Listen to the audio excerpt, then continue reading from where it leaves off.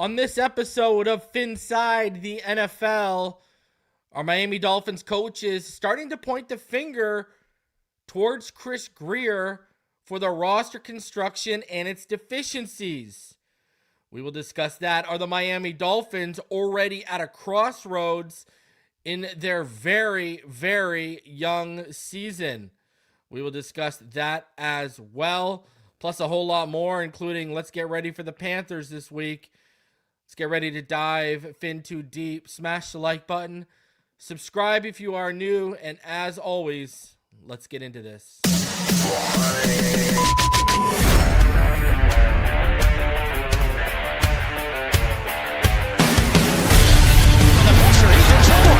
the football. Touchdown! Got it!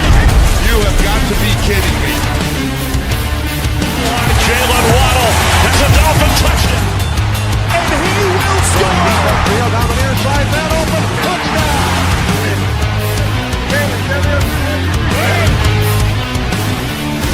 The run from Tua Tagovailoa. Touchdown! He's going deep.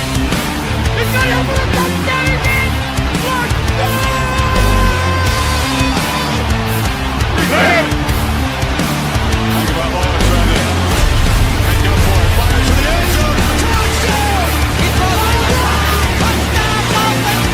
Beautiful day to be a Dolphin fan. Let's go!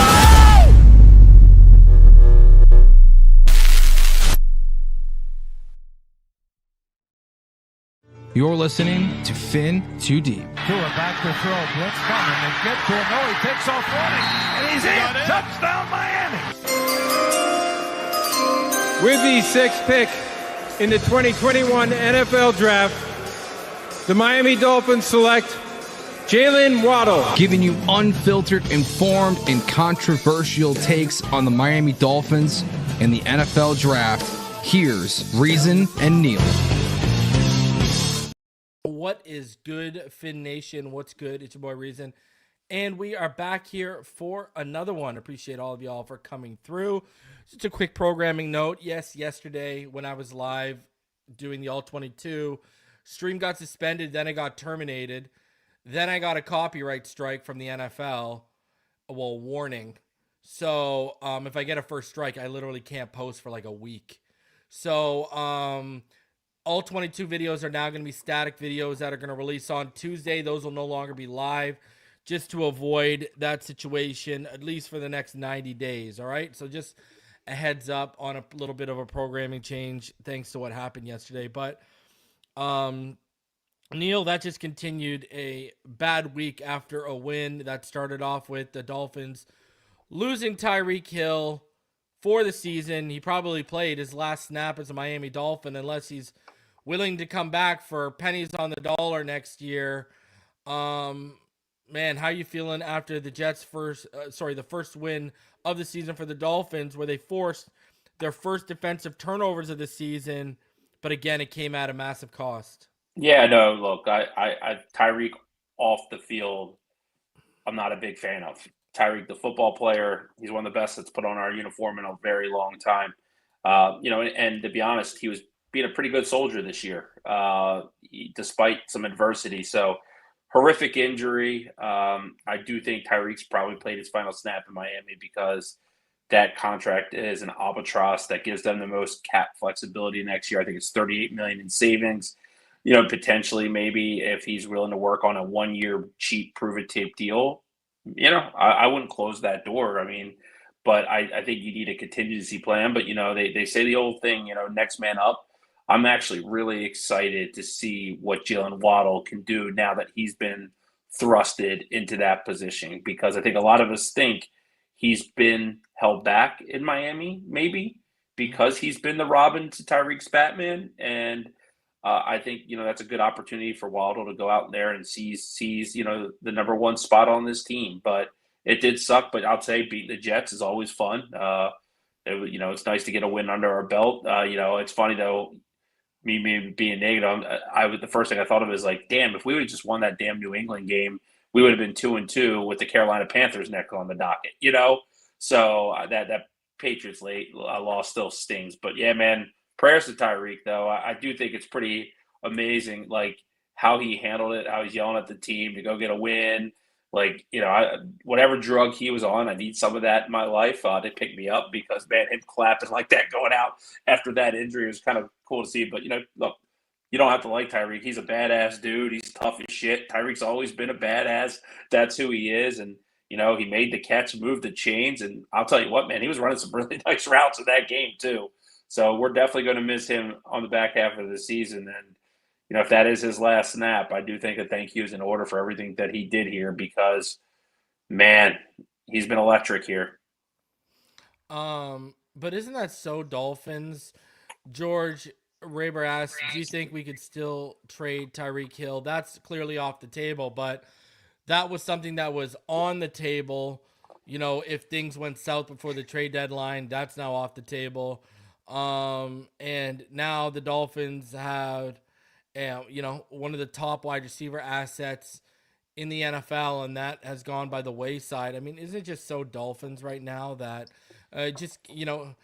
even when they win, they can't catch a break? It is because I think if the trade deadline, the Dolphins weren't where they wanted to be, a departure with Tyreek made a lot of sense for everybody. And, I think there's probably a lot of Kansas City Chief personnel right now that aren't happy about what happened there, right? So it's like it is so Dolphins because, if he's on your team, you want him out there because Tyreek Hill at one of your receiver positions puts you in a better chance to win than he's not. But in the bad scenario that the Dolphins don't win any games, now, you just potentially took a third-round pick off the table potentially. So, I do think it's a big loss in more ways than one. It is so Dolphins, Indian burial ground, whatever that curse is, man, it does seem to always strike us. Even in good moments, there's a huge cloud hanging over us. Do you see this team making any trades? Because I don't see them making any trades but do you think this could be a thing where it's over the next couple of weeks because the trade deadline's at the beginning of November? Over the next couple of weeks, if things go a little south, that they could be shipping bodies out of here? I think they should be prepared to do it. They won't do it until they know that they're done, and they're not done just yet, right? I don't think they're going to make a big run, but look, they're going to win Sunday. They're going to be 2-3 come next Monday. They're not losing to that Carolina team, so they're not. I think at the deadline, I'd watch one of the pass rushers. I think Phillips is a name that I would circle and star, where he's on his 5th-year option. He needs money. I think the Dolphins could move him, but we'll see because they tend to think they have better odds than a lot of us do. And then the other name I'd watch is Minkah Fitzpatrick. I just don't know. They guaranteed his money to keep him content for this year. They don't have a lot of guaranteed money with him in the future. Could you fetch a third-round pick for a Minkah Fitzpatrick? I mean, he's been good, not great here. It doesn't, that dark cloud that's been kind of hanging all over us for the last few weeks. I don't think one thing I haven't felt like I really got a chance to appreciate Minkah Fitzpatrick much, even though he recovered a fumble the other night, right? It doesn't have, I guess, the same magnitude of him being here the first time to me right now. But I can see it. I can see him being a guy on the outs. Yeah, I think Jalen Phillips makes a lot of sense to people because clearly at this rate, you're not going to pay the guy, right? No chance. No chance. You shouldn't. You shouldn't pay him. It's the same Holland Wilkins situation all over again. I like Jalen Phillips, and I actually thought at one point we had the verge of having our next JT guy, not to the level of Jason Taylor, but we had him, then we had Cam Wake. I thought he was going to be that next guy.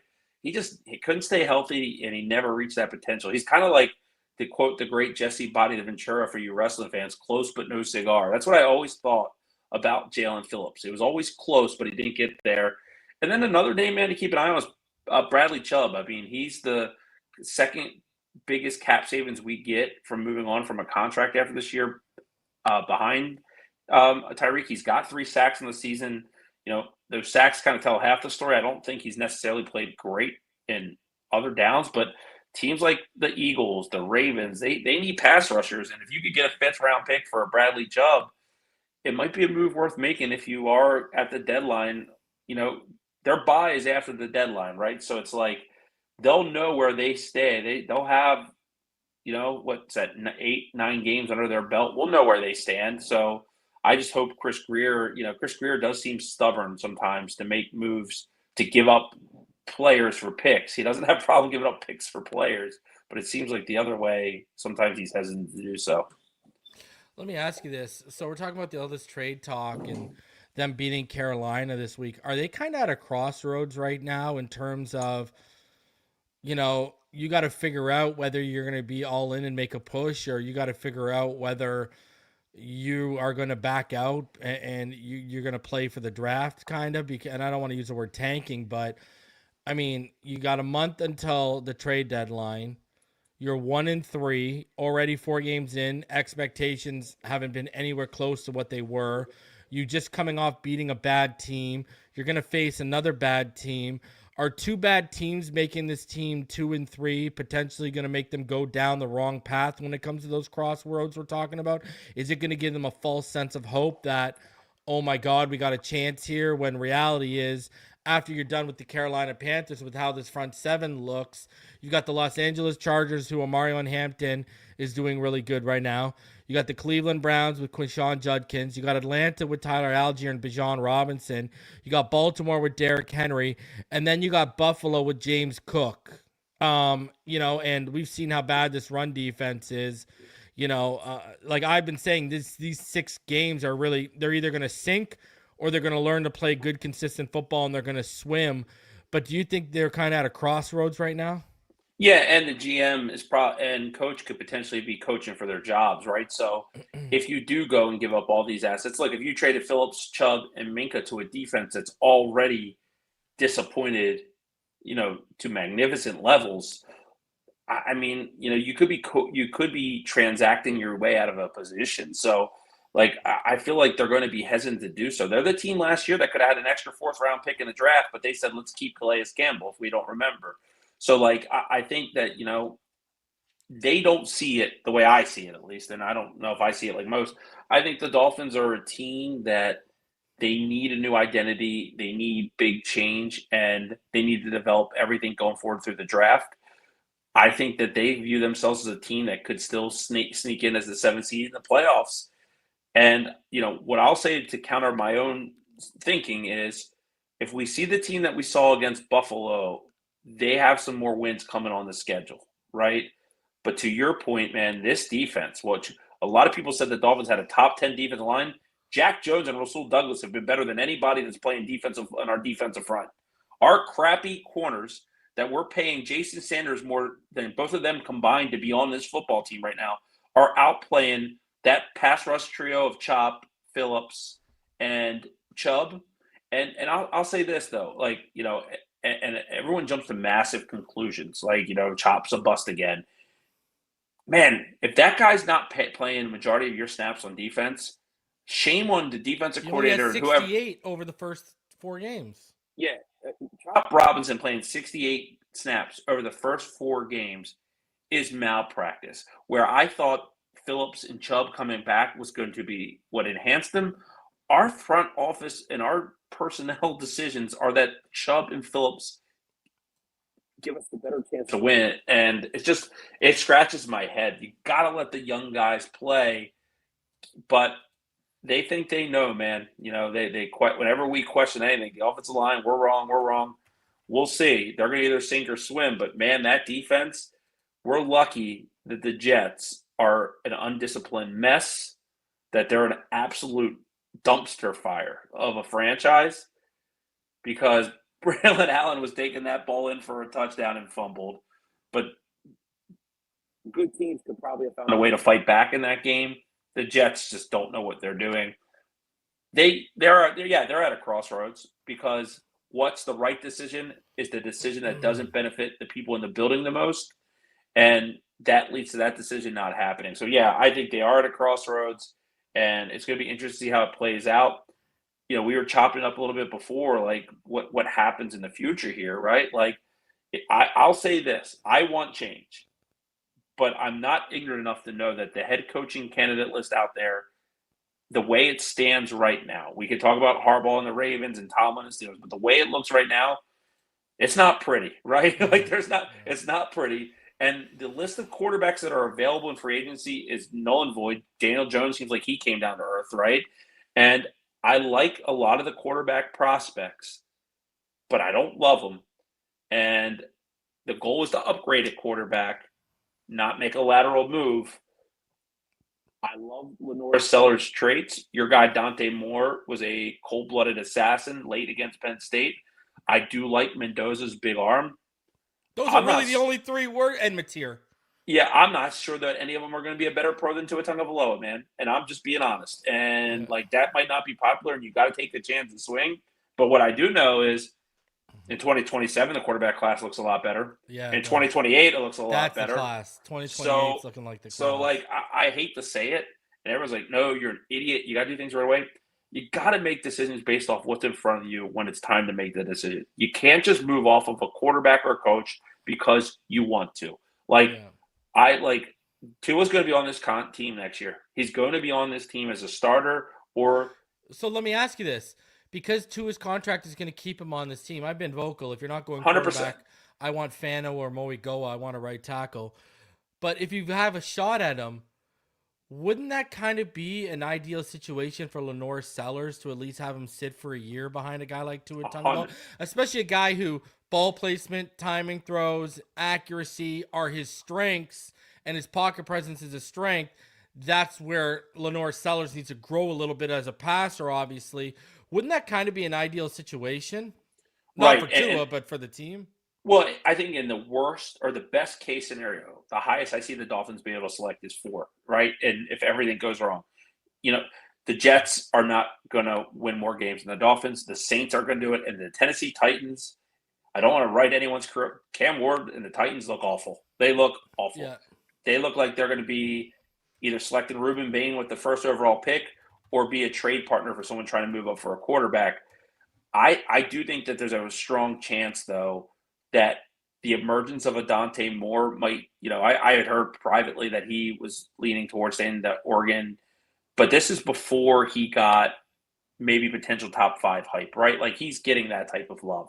Mendoza's skyrocketing based off of some of his performances. He's got big games coming against Ohio State, Penn State, Maryland that he could really cement himself as a top prospect. I think the guy that's going to be there is actually Lenore Sellers. The more I think about it, I'm worried that he might go back to school, but he's the quarterback. If I could have my pick of the litter today, I'd take because I love his skill set. Now, there's a lot of coaching that needs to be done there. It is not. It is same with not. Like Kalen Green. Same with Gary Nussmeier. Same with a lot of this class. 100%, man. Like I am frustrated with Tua Tagovailoa and his injuries. Let's not get crazy and act like Tua's a shitty quarterback, right? Like let's say that he's probably fallen to that 16 to 20 range versus where he was a couple years ago.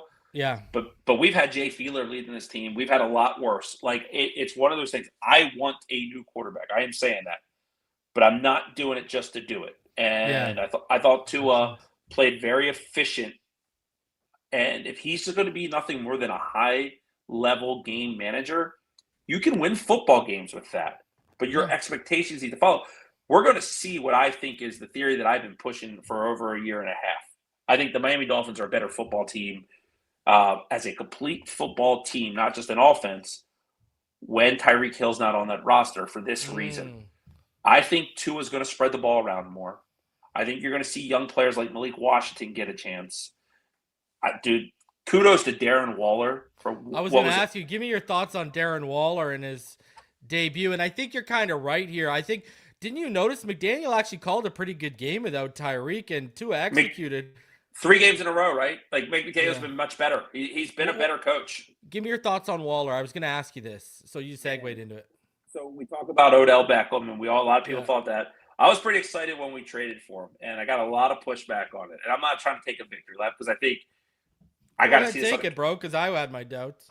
I want to see it on a consistent basis. But, like, what he did in this game is exactly what I thought he could do, is bring red zone presence. Like, one thing that people do not give Tua enough leeway on is that we fundamentally lack red zone targets here. Like, our touchdowns, and Waddle and Hill scored a lot of touchdowns when our offense is flying. but it's nice for a quarterback to have a target that can go up get it. That was on Sauce Gardner, right? Like, I don't think Sauce is as good as people think he is, but I still think he's a 10 to 15 best corner in football. Waller, that was beautiful getting his foot down. As much as I like the 2 touchdowns, early in the game on that third down when he caught that ball and moved the chains, what a great route, dude! Like he's physical he's physical with those DBs. He uses his size and frame really, really well. Yeah, and I'll be honest, I think Darren Waller. What do we got? I think he's going to get up to 7 or 8 touchdowns this year because I think he's the guy who's going to blossom if he can stay healthy. Yeah, but he's the guy that blossoms in the absence of Tua Tagovailoa. Isn't it kind of amazing to you? Tyreek, isn't it kind of amazing to you how quickly he showed chemistry with Tua compared to we're still looking for Nick Westbrook Achane to show anything with Tua? 100%. And for us, when we were on our Brock Bowers trade up agenda, we look good. And I'll say this: I love Kenny Grant still. I'm not jumping all that bandwagon. But for the guys that say like the Tyler Warren crowd, you got validity because I think Tua's never had a good go-to tight end. Like Jonah Smith's good, right? Look at Pittsburgh; they're barely using him. Like I think, I dare say that Jonah was good because of our offense. And good for Darren Waller, man. Good to see a guy that it's a move that the Dolphins don't look like idiots making. He's already accomplished more in his career here than Odell Beckham. Everyone thought he was Odell. I actually think the best player on this football team right now, Reason, you just got his jersey. It's Devon Achane. Yeah, that is what this offense should go through, whether it's on the ground or through the air. Waller, Achane, Malik Washington, and Jalen Waddle is still a very good set of weapons for this offense.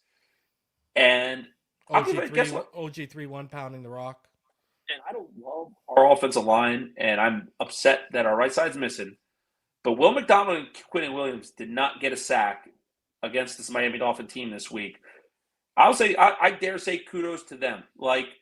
I think they're playing pretty damn good football considering. I mean, Cole Strange off the street in that right guard, yeah, he had some rough snaps, but he did. It was okay for sure. Yeah, but if they can play at that level as a pass protecting unit, what I need them to do is play some violence in the running game. Though I want them to go keep people out of the next level. Isn't that amazing how Achane right now, the effort he's showing in the red zone and the power he's actually shown this year? Because, awesome. Whether it's been a swing pass or whatever the case, look at his rushing touchdown, that 9-yard rush touchdown this week. He had to break a tackle, right, with Ingold made a block, but then there was a free man. He had to break that tackle. Then he had to basically run through 3 defenders inside the 3 to get into the end zone. And that wasn't the first time we've seen him have to do that. Achane's contact balance and the power he's added this season have actually been quite noticeable. Saquon Barkley, Derrick Henry, Bijan Robinson. Who else is better than Devon Achane? Jonathan Taylor. I think he's on the same level as Jahmyr Gibbs, right? Yeah. I'm just Devon Achane has taken that next step. James Cook's very good for Buffalo. Yeah, he is. You could make an argument for Cook. Yeah, but Devon Achane, when you factor in him as a weapon, as a passer, and he didn't have to catch a lot of balls this week, but man, he is awesome. He's electric to watch. I don't care who's coaching this team and who's the GM next year. Priority number 1 might be find the quarterback. Priority number 2 is get Devon Achane locked up. Yeah. If he goes, I'm going to be I'll be like how I was with Machado and the Orioles, man. I will fucking lose it. I got a bad idea. I got a bad feeling with that because I don't think they're going to pay him the 14 to 15 million it's going to minimum cost to keep him. Which is crazy because it's not about the cost of the running back. It's the cost of the weapon. And man, I'll say this. I've seen some dumb notions that the Dolphins might trade somebody. It wouldn't surprise me in the least that they fucking traded Devon Achane, man. And I hate to say it, but they don't. But man, Achane's awesome, man. He's so fun to watch. What's the best part about watching the Dolphins? It's Devon Achane. Yeah. And you got to find a way to get him 20, 25 touches. You know what I mean? Every game. You got to give him the 12 to 15 carries, and then you got to give him another 10 to 12, touches in the pass game. It's just he's the best. I'm gonna say this. He's the best player on our team right now. 100%. Even when Tyreek was healthy, yes, he was playing better than him. Yep, I would agree. And we started to see. Remember, We started talking about that last year. The conversation started last year that he was our best player on the team, Right. you know, and like on offense at least. And I think Achane right now is our best player on it. Man, I'm gonna give myself a Barry Horowitz on that one because he's the best player on the team. But He really is. you know, like I'm gonna tell you this right now. I'm gonna be like you. If they don't re-sign him, I'm gonna have a conniption on air. Like he's my favorite player on the team right now. You know, Steeler's still right up there too, but you know, HN I'll have a conniption because you found an absolute diamond. You know what I mean? Like you just named the two names. MVP of the team is Devon Achane. Biggest disappointment for me has been Zach Sealer. That's the truth. because he's played the worst football of his career, arguably. He looks. He woke up a little bit late in the game, with those two run stops to force the fourth down. That was pretty good. I think there's something fundamentally wrong with the defense. I don't know what exactly it is, but a lot of good players are playing bad football, and that tells me, and a lot of times they're not being used to their strengths, and it's too much of a merry-go-round. Like I was an Anthony Weaver guy, and I am still. One of the things the Ravens did was rotate people effectively, right? This isn't the Baltimore Ravens. We don't have that level of depth yet. We're 2 drafts away from even sniffing that, right? Like the Ravens legitimately paid Broderick Washington, who was their 5th defensive lineman, to an extension, right? Yeah. Like they have depth. You can't run this Dolphins defense like the Baltimore Ravens defense. Keep your best players on the football field. If it's Jalen Phillips sitting out, then go trade his ass. It should be Chop Robinson on the field at all times, Zach Sealer on the field at all times, Kenny Grant on the field at all times. Benito's been bad, eh?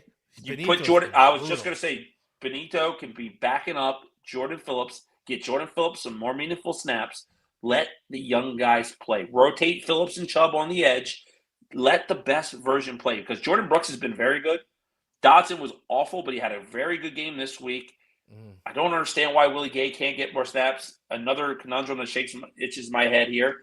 Minka's been okay. He's been good. He hasn't been the Minka that we thought he probably was, but I also think that he's also covering for a lot of bad players. It's a reflection of the bad defense. Right. Yeah. But I think Jack Jones has been freaking good here, man. He has been, and so has Rasul Douglas. And Rasul Douglas has been very, very good, man. So I do have to correct myself with something, though. Chop Robinson has had 68 snaps over the last 3 games. 3 games, yes, 3 games. Yeah. And he had 37 in week 1. So look at his snap count from week 1. It's gone 24 and then 22 in back-to-back weeks. So it hasn't been – I don't know what's going on in terms of the usage right now with Chop Robinson. I don't get it at all. You know what I mean? So, all right, let's talk about this though, Neal. I wanted to ask you this. You're kind of segueing me into the main topic of the show here. Are Miami Dolphin coaches pointing fingers at Chris Grier? I want to read a few things to you, and I want to get your thoughts, okay? Because I think there's actually a legitimate conversation to have here. So let's start off with Anthony Weaver. Anthony Weaver said, about 7 days ago? He said, my job is to cook the dinner with whatever ingredients are bought. Okay? Today, on Zach Sealer, he said maybe not playing both rookies with him will take some of the stress off of him. And then he also mentioned that, Kenneth Grant has tremendous talent, but until we match that talent with technique and fundamentals, the potential will not be reached. And then it didn't stop there. An interesting thing that happened today was, because they were talking with all the positional coaches, and what happened today was what the cornerback coach said also caught me a little bit off guard. He basically noted how none of the three quarterbacks who played Monday, right? Jack Jones, Rasul Douglas, and Cornell Armstrong were on the roster to start training camp. Right. So you see Anthony Weaver saying, "Hey, I'm just working with the ingredients that were brought to me. I'm just cooking with what was given to me, or trying to cook." And you got your DB coach basically highlighting that none of these guys were here through training camp. Are you getting the sense that the defensive coaches are starting to point the finger a little bit at what they have to work with on the defensive side at the general manager, and that's why we're having issues stopping the run? And I mean, because he basically, Anthony Weaver saying about not playing the rookies with Zach Sealer, and so much that's basically saying, hey, Grier's forced us to roll with rookies, and Zach Sealer's game is suffering because of it. Right. No, what are your thoughts? Yeah, there's definitely some digs there, right? Like you could feel them, right, when he's talking. Like there's obviously some frustration in what's going on there. And the stuff with Kenneth Grant, that's kind of coach speak to rookies. You hear that a lot. They got to get better, got to get stronger, got to get more time in this film room, right? You hear that all the time. Yeah. But the ingredients comment to me has some weight to it. Like you don't say that if you're not happy with something that's going there. And I think a lot of it is that you look at how they put together the defense. It's a lot of patchwork, right? It is a lot of patchwork, and especially in the secondary.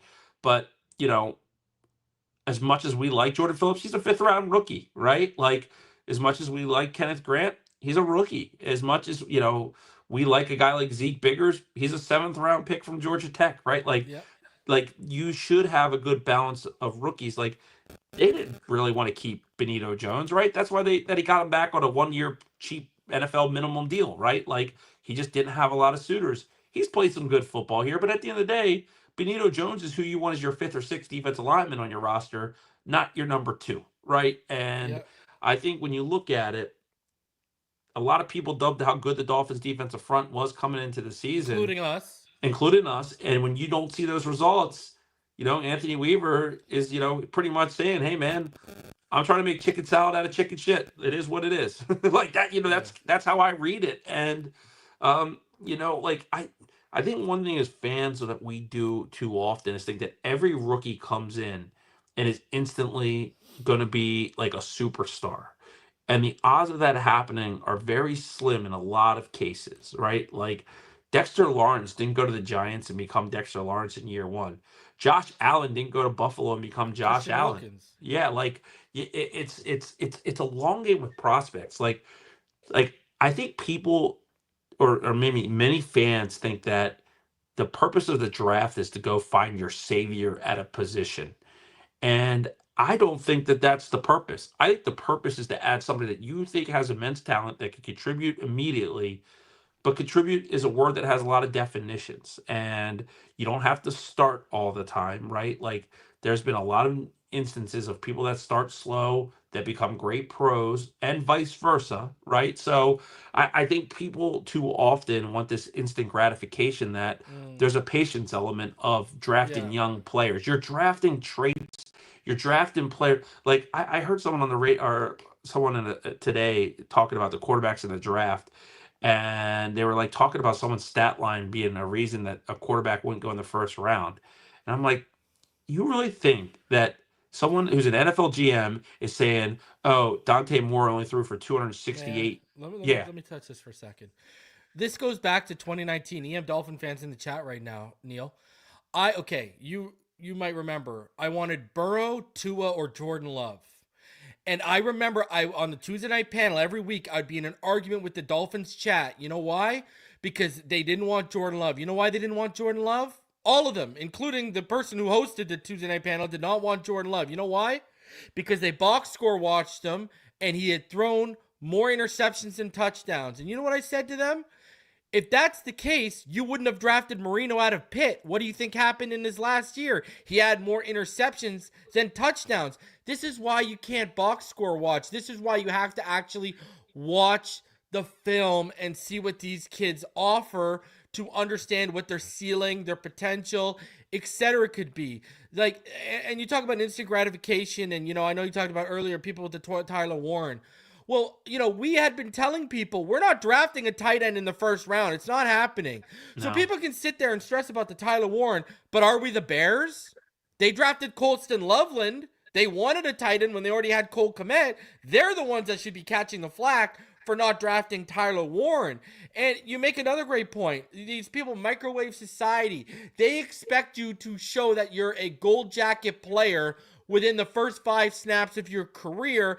And yet all of these same people were probably massive fans of Christian Wilkins, but they don't remember what Christian Wilkins was in year 1. Let me put it in context for you right now. Guess what? Mason Graham, who everyone's been hyping the pressure rate up over, he only has 3 more pressures than Kenneth Grant right now, and one of those just happens to be a sack. They have the same amount of run stops up until this point, Mason Graham and him. They have the same amount of run stops. So a guy who was drafted in the top 10 compared to a guy who was drafted at 13, he's not really worlds beyond him out producing right now. And I don't think people realize with certain positions, we talked about this before we went live, Neal, you need time with certain positions. This isn't an edge rusher where you're going to get constant opportunities in passing situations to rush the passer. And like you mentioned before we get live, that's not even Kenneth Grant's game. Right. But you see stuff like there were a couple reps this week, okay? Where, dude, Kenneth Grant had Myers, the center, right in the lap of Justin Fields. You know what I mean? Like there was another rep earlier in the game on a Breece Hall run stop where this man took on 3 defenders, and if it wasn't for 3 blockers, and if it wasn't for the 3rd blocker picking him up and sealing him off, he bulldozed the tight end coming across the backside, put him on his ass after getting right through the line instantly off the snap. I mean, you're seeing stuff on film. You're seeing the power in college of film. The problem is it's against NFL level talent, and you got a 3rd blocker sealing it off, where in college, that 3rd blocker is probably not going to the NFL, probably not aware enough to seal him off, and Kenneth Grant is blowing the run play up. You know what I mean? Like, you're 100%. seeing stuff you saw in film. It's just people, no patience. And I get it, because it goes back to what Weaver said and our topic here, Neal. Some of the ingredients they were expected to cook with out of the gate was Kenneth Grant needs to produce right away. Jason Marshall needs to produce right away. Dante Trader needs to produce right away. Jonas Savaianai. There was 0 margin for error and really 0 margin for growing pains with some of these rookies because of how Grier's constructed this roster. Right. And where the Dolphins are because of a bad roster is they're drafting to fill immediate needs versus drafting to find talent that they can develop.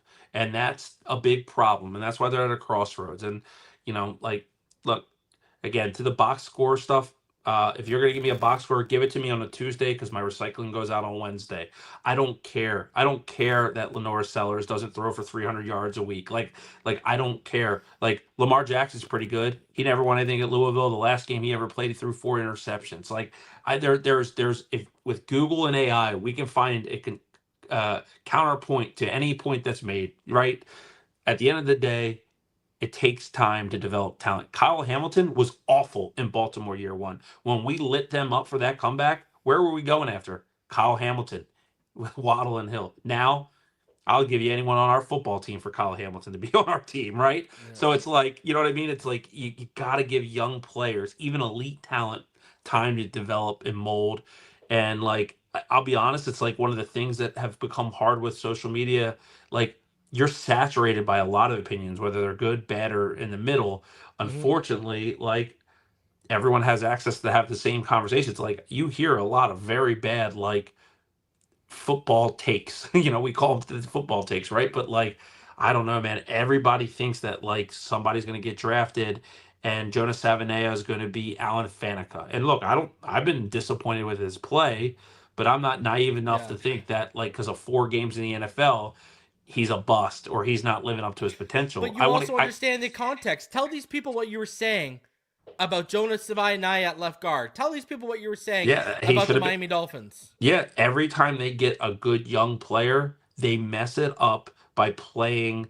I'll put them in the position where I think they should go versus the position we've seen them be successful in. Jonas Savaianai should be your starting right guard right now. And it should have been like that from the jump. Like and there is a difference playing on the left side and the right side. And I think it's one of those things that, like, at the end of the day, they're doing it with Chop Robinson. They're doing it with Kenneth Grant to an extent. They're doing it with our young players that we expect immediate gratification. And it's a different sport, but I remember last year in baseball, everybody in the world hated Jackson Holiday and called him a bust. Then this year, outside of Trevor Rogers pitching amazing, he should have been the team MVP. Like, it takes time for young athletes to develop into what they're going to be. And then when they get that thing, it's like a snowball going down the hill. Like, it's like, I just think, like, I keep saying this. My whole motto of the Dolphins season is, it's not them, it's us. It is the Miami Dolphins that are the problem. It's not Jonas Avenea.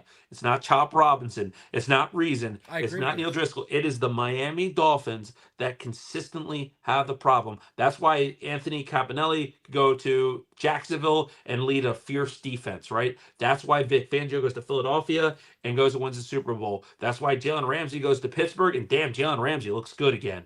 Like, the problem is us. Like, that is the problem. And anybody who's been in that building for a very long time, Chris Grier, and I like Chris Grier, but you got to go, buddy. Anybody that is part of the freaking foundation that has failed, you need to get them out the door. You don't have to be bad to lose your job. Everything reaches an expiration date. Change is needed from the top down. Recycling a Brandon Shore into the mold does nothing to fix this organization. You need fresh ideas. And it doesn't mean that it has to be inexperience. You need fresh ideas from the outside, from proven winners that know how to fix a broken ship and get it sailing again. That's what you need.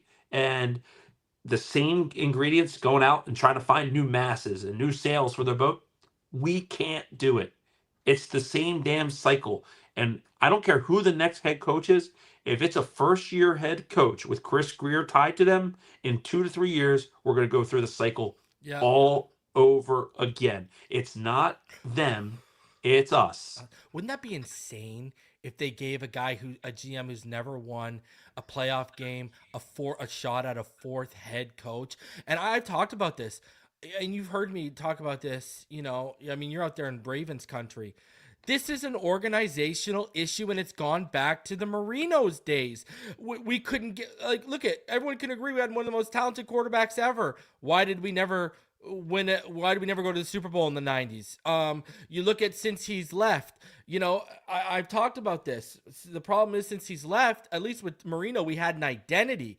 Since he's left, we've had no identity. We have no identity. I mean, we had a great defense in the 2000s, but our offense was just never up to snuff. I mean, we had to run Ricky Williams in the ground to even give that defense a chance to win games, on Sundays. 100%. I mean, and you look at this, I'll use the Ravens as an example. I use the Steelers as an example. I use the Packers as an example. Look at these teams and how many head coaches they've gone through over the last 25 years. Look at it. And then go even further than that. Look at how they draft, right? You look at the Baltimore Ravens. I always use them. They have set the example. The Steelers do it too.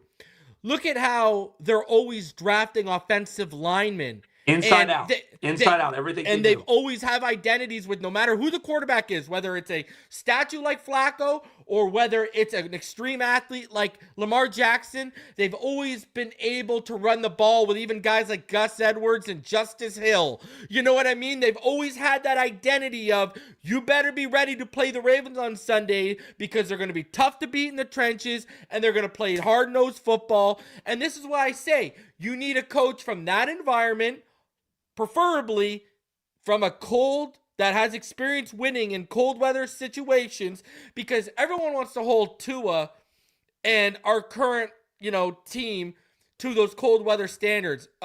Neal, are me and you the only people who have been fans here since the 80s and 90s? Right. Do we remember how bad we were under Marino in cold weather? We were not good. Hell, we would have problem handling cold weather teams like the Bills in the early 90s when they came to our house in the playoffs, because they were built for that cold weather. They were built for the playoffs, and we weren't. People don't realize, Neal, since Marino, haven't we always kind of been a finesse team passing the football? Even, let's 100%. Be real here. You know what I mean? So I think the problem is, Neal, it's bigger than losing Marino. We haven't been able to establish an organizational identity for the last 25 years. We have no blueprints in terms of, I talked about it, the Ravens and the Steelers and the blueprint they have of drafting offensive linemen. I mean, look at, they draft Broderick Jones one year, then the next year they turn around and they draft they draft Fautanu. Next round they draft Zach Frazier. Then they take Mason McCormick in that draft too, right? Yeah, you know what I mean? Eagles. Like, look at the Eagles. Exactly. They just turn on. And look at, everyone's giving Howie Roseman the credit, Neil, and rightfully so. But they've had an identity since Andy Reid's been there. Right? Well, Andy Reid instilled that offensive line identity, and look at their offensive line since Andy Reid's been there. No matter who the coach has been and who the quarterback has been, whether it's Vic, Wentz, Foles, whoever, they've always had one of the better offensive lines in football. It's the same with the Dallas Cowboys. They established in 90 running the football with Emmitt Smith and that offensive line. What can we say through the 2000s into the 2010s? I know it started to fall apart a little bit, but for the last 20 plus years, they've had a great offensive line in Dallas, right? And, you know, Zeke didn't work out, but they were trying to replicate what they had with Emmett. And for the first couple of years, it was working. But you see where I'm going here? These teams have identities and formulas, and we have and this is what I always hold against Grier, Neil. He was in the building in 2016 when he saw the unicorn line. He was right there when he saw Pouncey, Brandon Albert, you know what I mean? When he saw Laramie Tunsil left guard, when he saw that solid offensive line, he saw Tannehill's game jump. He saw us finally having the first, best running back since Ricky Williams in Jay Ajayi. You know what I mean? He saw all these things, but what did he do, Neil? Well, the offer's too good for Laramie Tunsil. Let's ship him away. And he's treated the offensive line like the running back position. Go cheap. Get injury-prone players that are really high-talented that maybe you can get a deal on, and it never works out, bro. Yeah, and it's funny, dude. So, if you remember after we had the draft and we drafted Patrick Paul, I was pretty high on Paul compared to most. Yeah. And we were on the show. So, it was one of those things for me, man. I had heard verbatim that the Dolphins were trying to trade back up in the end of the first round with the Ravens to get Tyler Guyton in that draft. And I heard the reason the Ravens were willing to do it is that they wanted to get Patrick Paul. So I kind of cheated. I kind of took an open book test when I said I like Patrick Paul. I did like his tape, but when I heard that the Ravens were on him, I jumped him up. Same with Robert Hunt. Remember, they wanted Robert Hunt. And that's why they took J.K. Dobbins in front of us, because they knew we wanted Dobbins, and they kind of got us back for taking Robert Hunt. Right. So I thought the Ravens identifying that kind of offensive tackle, I was like, okay, this guy's going to be a good player. So that's the mold. I want that toughness. The Eagles, the Packers, like you said, the Steelers, the Bills, the Chiefs. Yeah. Everyone looks at Mahomes. The Chiefs are a tough football team, man. Yeah, bro. And it started inside out. Creed Humphrey, Chris Jones. That is how you have to draft your football organization. That's why if there's a way that this guy stays free, and I like Aaron Brewer, I'll play this guy at guard. Go get me Tyler Linderbaum and put him at left guard, because he can do it. You need to get the trenches better. You got the offensive line. But they'd rather draft Hunter Long than Quinn Miners. Yeah, it's horrible. And then when you are drafting a guy like Tua Tagovailoa, his size. The number one thing you want to fucking build a wall, and they did anything but it. And I'm not making excuses for Tua, but you don't have to. There's no synergy in their decision making. There's no plan. It's just all over the place. It's like if I play my son in Madden, he always gets mad because I beat him, because I just know all he's going to do is pass the whole time. So I can blitz and sack him, play my DBs, and pick him off. I'm like, buddy, you got to run the ball a little bit here. You got to control the clock. I know exactly what you're doing. That's how the Dolphins operate. They're all over the damn place. They don't have a good fundamental plan. I think Chris Grier can evaluate talent. I don't think he can build a roster. And that is a big difference between a good GM and a great GM. And I think he's made a lot of moves to acquire talent. But when you put that in a blender, that smoothie sucks. And that is where I think they need somebody. A change is a win. A change is a win. Yeah. Sometimes you just need a new set of eyes on the product and in the building. And We actually, that culture shift they're talking about, we needed to start from the top Well, down, look, basically. and I have a lot of respect for Chris Grier. I think it's awful that he just lost his father. I think he's been nothing but a great man in that community. I think Chris Grier is a stand-up dude. Like, I think he's a great guy. That's okay. I still think he's made a lot of money. He ain't going to be hurting. It's not going to be ramen on his table every night. He'll be okay. Like, you have to change the course. And if But Stephen Ross can't do is it, going to do? flip He's the just going to team. move him to another position. And I'm okay as long as he doesn't touch the. Somebody has to come in that boardroom and say, take all your little tags of players and throw them in the trash because I'm putting mine up. Yeah, and this is how we're going to do it. And clean out that scouting department and say, nope, I'm bringing him in. Because I think you nailed it. Grier can evaluate talent, but when it comes to constructing the proper roster, he's not there yet. And some of that does fall on him too, for letting the coaches have too much influence on how you build that roster. So let's get into the Panthers though. So you think the Miami Dolphins are going to handle business? I would agree with you. Yes. Let's put it this way. They should handle business. All right. And you said something earlier, Neal, that really, I've gone even a step further than you. You said that New England game, they could be 2-2 right now. I'll go a step further. Tua doesn't blow it in the last two drives of those two games. We could be 3-1 right now heading into Carolina. And I mean, we've seen a lot of teams that we expected to be good this year, Neal, are underperforming. And this has really been a league of, this year has been a year of inches and close games. You know what I mean? And, now, the Carolina Panthers, Bryce Young, the end of last season when he got benched, he started looking real good. This year, 3 interceptions already on the season. He's only averaging about 188.3 yards per game. He's accounted for about 6 total touchdowns if you include his rushing touchdown. Ted McMillan, I mean, he's already got 276 yards. But he's a good player. Good player. That one-handed catch he made in week 1 was ridiculous. He's a good player, man. They got a guy like Chuba Hubbard, shout out to Canada, that can pound the ball. But they drafted Trevor Etienne. Xavier Legette hasn't really got the targets out there. I mean, you look at this team, that nothing really stands out at you. What are your thoughts on this game? They're another 1-3 team. They beat Atlanta 30-0. They got smoked by New England 42-13 last week. Played a tough game with Arizona. They lost by 16 points to open the season to Jacksonville. They haven't had a 100-yard rusher yet this year. What are your thoughts on this weekend's matchup in Carolina? I don't see enough people when I see a mock draft that's way too early right now have the Panthers in the quarterback market. They were willing at a point to move on from Bryce Young last year. He got himself back in the lineup, right? Didn't they go to Andy Dalton last year and start him for a minute? Yeah. And then Bryce Young came back and played admirably and kept his position, but he's right back to being the player he was before he got benched.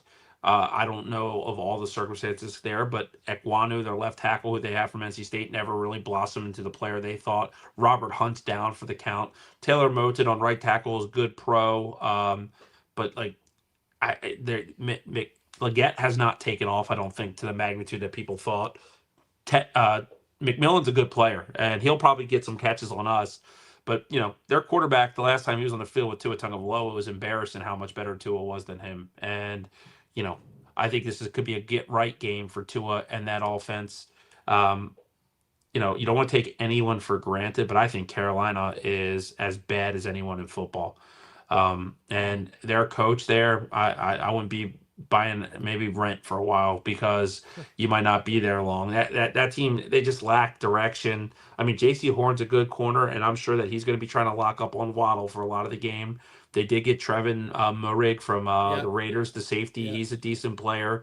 Derek Brown, He's a guy you got to block, but like I'll be honest, like where what scares you on either side of the ball, really? I mean, Here comes a Jatavion Sanders breakout game against yeah, us. And they might even be without Chuba Hubbard. He hasn't practiced this week because of a calf.